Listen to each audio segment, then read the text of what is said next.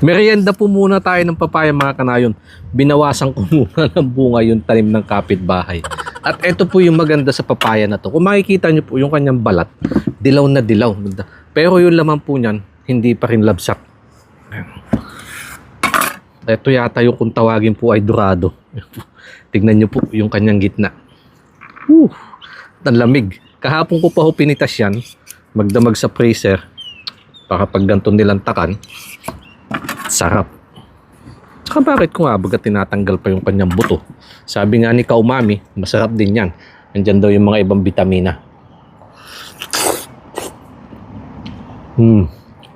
Grabe. Ang tamis.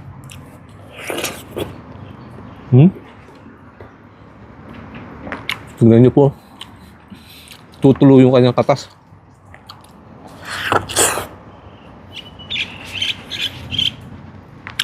Out of 10. Mga yung tamis niya. Kung may yung tulad sa honey, ito, nasa 8.5.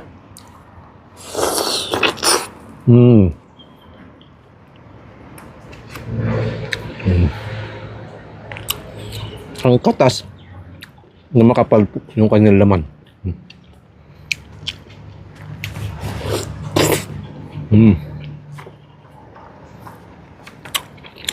Maraming salamat po sa kapitbahay